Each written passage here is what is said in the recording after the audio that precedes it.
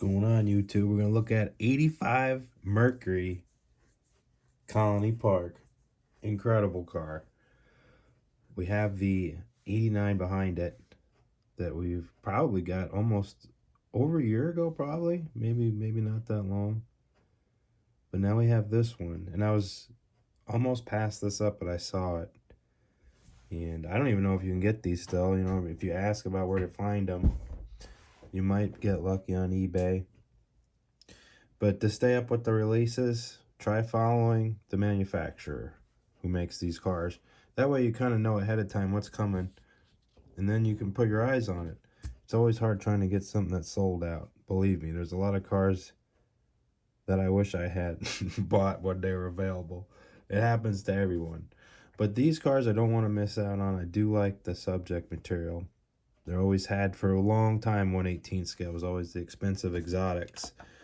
But now we're finally starting to get some regular vehicles, and unfortunately, you know, showed by age, you know, these cars were stuff that were around when I was coming up, and it's great to have them in scale. You know, you wouldn't have thought that they would be making these cars as replicas, but they're doing it now, and I think a lot of people like the wagon series that Greenlight's done.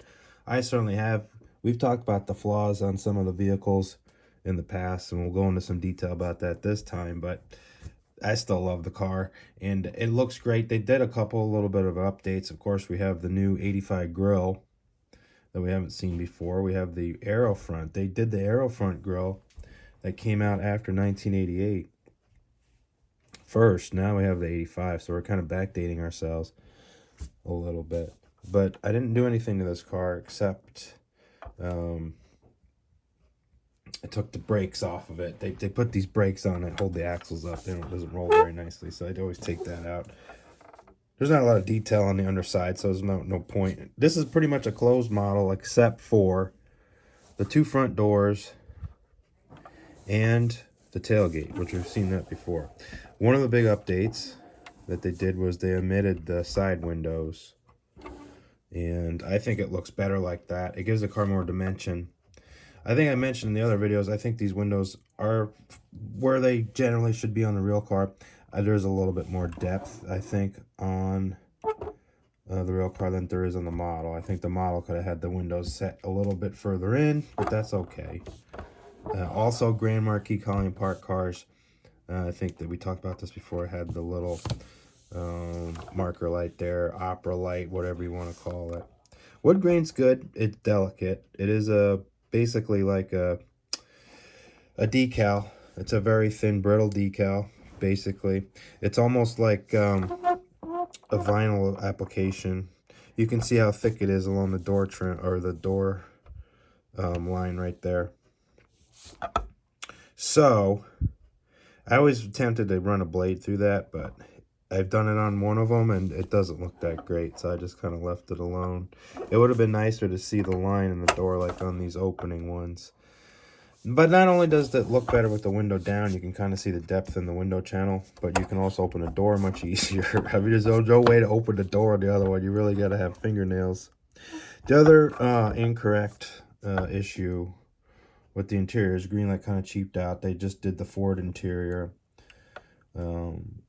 with all the runs, so they really don't change the steering wheel, the speedometer, the seats. Everything kind of stays one way, which they kind of do on their Dodges, but that's why the cars, you know, list for 60 to 70 bucks, you know.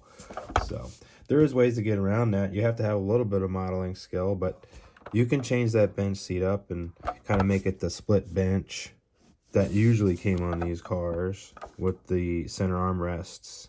Usually there's dual. But some of the details are great, like the speaker grill in the windshield, the roof rack, the turbine wheels that they do, the alloys. So these are kind of new in 85. I think maybe a year before. On a Mercury anyway. I don't think they ran these rims too deep into the early 80s. I think it was more of a mid-80s revelation. But these cars were much more advanced than the General Motors counterpart. They had a 4-speed transmission in 1981. They had fuel injection out of this car in 1981, and of course Lincoln led the way on that. So Ford, Lincoln, Mercury. Lincoln had the fuel injection and the transmissions kind of sorted out, and then they went out to the other vehicle. So Panther cars, talking about our Crown Victoria, Country Squire, Grand Marquis, they had a base car. They got rid of it, but for economies of scale. But they did run Mercury, get a Mercury car, wagon, and not a Colony Park. You can get a base Marquis wagon, no wood grain. So, but those are really rare. If you're gonna buy Mercury, most of these guys and gals, they wanted their cars with equipment. It's funny too. The back of this vehicle looks very General Motors.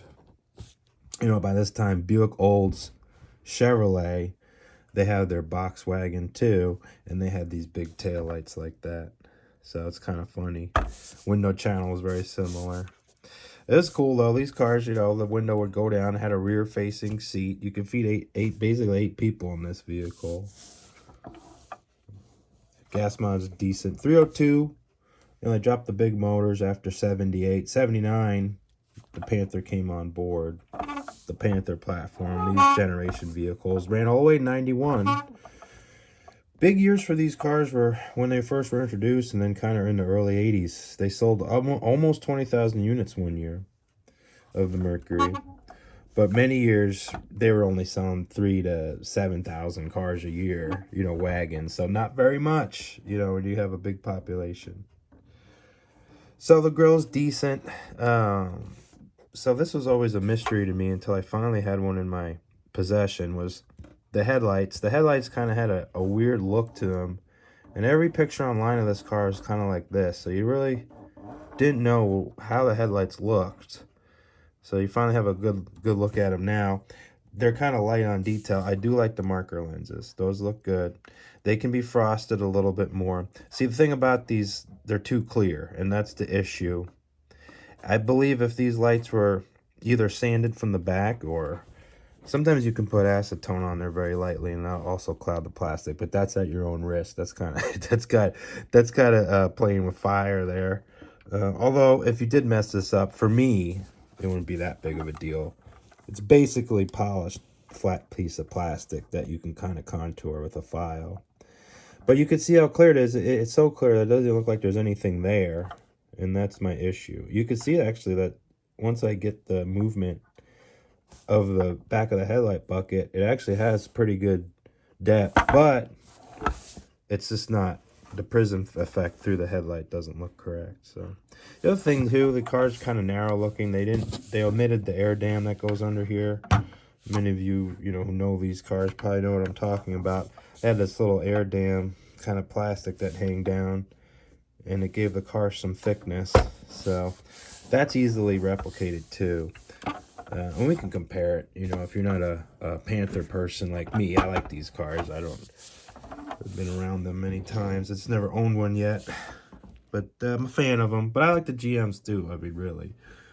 But, I mean, these are great. I know they're 1/18 scale. A lot of you watch the small cars, but I have them all, you know. I'll buy the big ones that I like, you know. The little cars, I'll even if I have a small interest in a vehicle, I'll get it if it's a good representation in small scale. But the big ones, I go after what I really like to see in scale.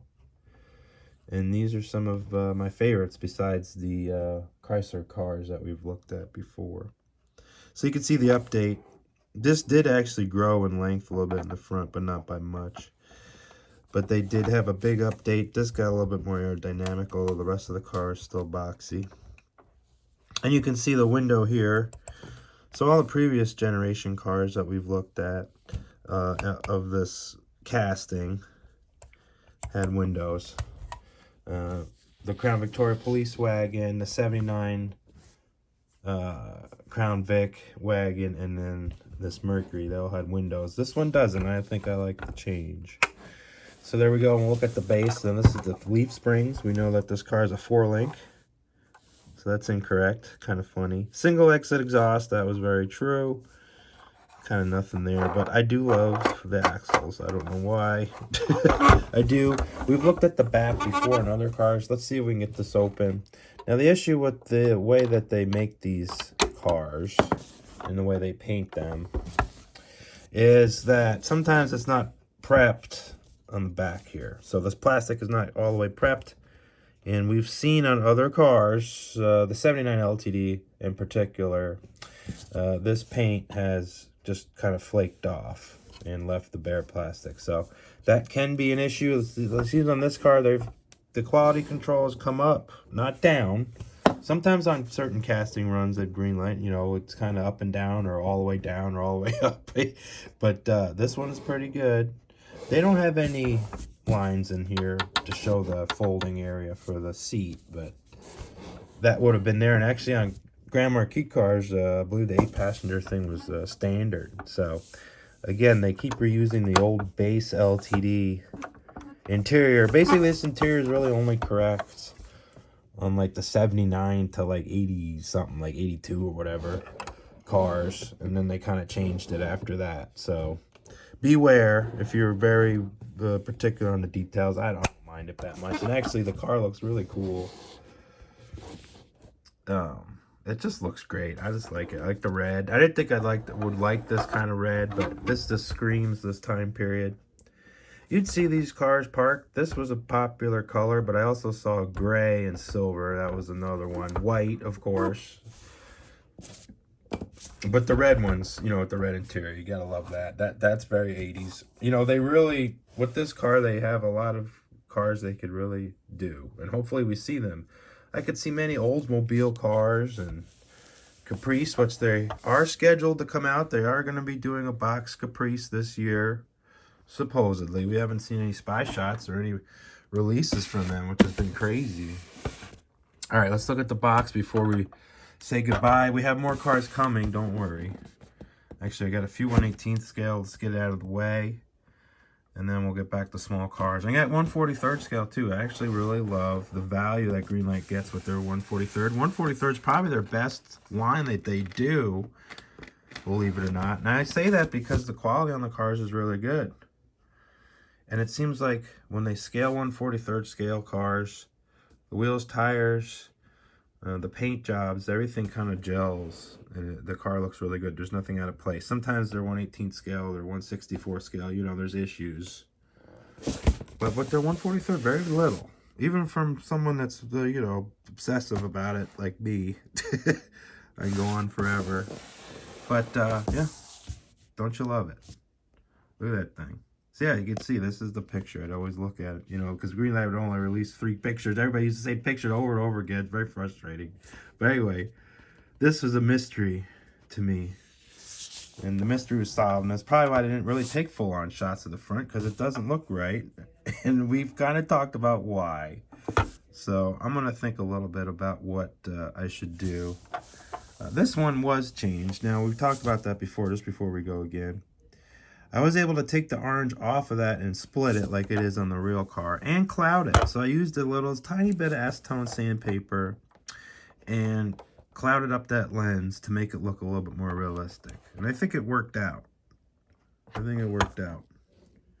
So that's my little thing. Oh yeah, and I went in here and grayed that up a little bit because it wasn't solid black on the real car. Actually, it was kind of like silver on those.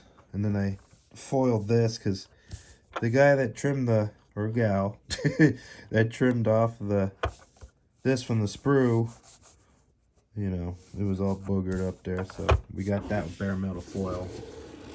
But this one is decent, so we don't want to mess it up too much. So I got to think about that. And I do like the plates, Indiana plates. I like that. That's kind of cool. Paying homage to their creators. The other one was from Iowa, so this one definitely neat. And I think this is a 1/64 scale version too of this. Yeah, I think this is it actually. We're close to it. I think this is an early 81, but it's basically the same car. I love it. Don't you just love that? Well, we looked at 85 Mercury. What a car. They brought back the 5.8 liter carbed as a tow package car. Very rare. If you see a 351 powered Mercury Grand Marquis Colony Park, let me know. Because you probably should go buy a lottery ticket too. One more to come. This is a short one, but we wanted to look at this car. I do like my wagons, and we are going to look at them, no matter what scale they are. And yes, I did find a place for this in the collection that fit. You know, it's like playing Tetris.